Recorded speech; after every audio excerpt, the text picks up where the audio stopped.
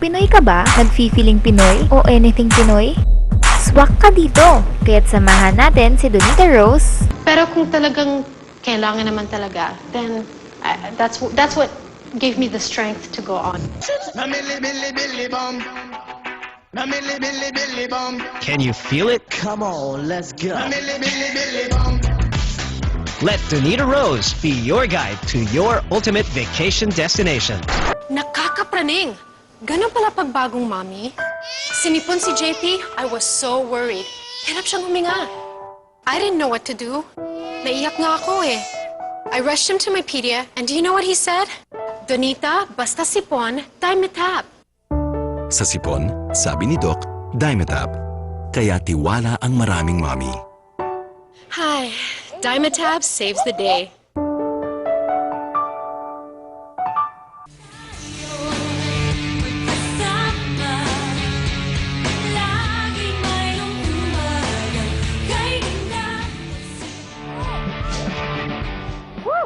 Alright, masarap na umaga na naman sa inyong lahat. Pero hindi lang dahil kakain tayo ng almusal, ah. Actually, meron akong masarap na ka-date din. Huwag mong isumbong sa asawa ko, ah. Kasi magsiselos yun. Gusto niyo bang sumama sa date namin? Sige, halika. Siya nga pala. Sulat nga pala para sa inyo. Galing sa boys. Uy, para sa atin? Basahin mo! Ay, sulat mula sa mga boys. Sa napaka-exciting na paglalakbay at pagtuklas sa kagandahan ng Pilipinas.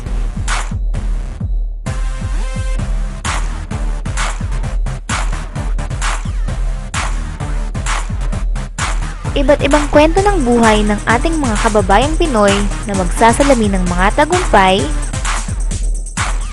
at angking kagalingan ng mga Pilipino sa ang panigma ng mundo. Dito lamang sa Hanep Pinoy!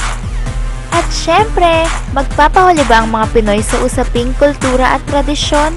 Tutok na dito sa Tatak Pinoy, kung saan lahat ng makikita mo ay made in the Philippines lang.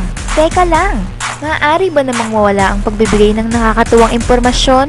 Alamin yan dito sa Alam Mo Ba? It's everything Pinoy. Maging ate, kuya, nanay, tatay, lolo, lola, at isama pa ang buong barkada. Basta't Pinoy, o kahit nagpipiling Pinoy ka pa, in na in ka dito. Dahil bilang Pinoy, importanteng malaman natin ang iba't ibang aspeto ng ating pagka-Pinoy. Mula sa nakasanayang tradisyon,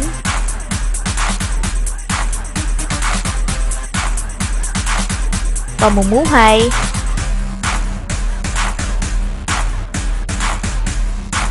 at sa pagkamit ng tagumpay,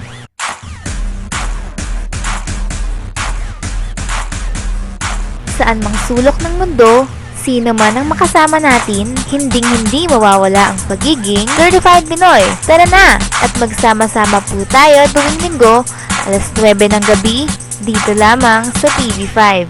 Para sa'yo, kapatid.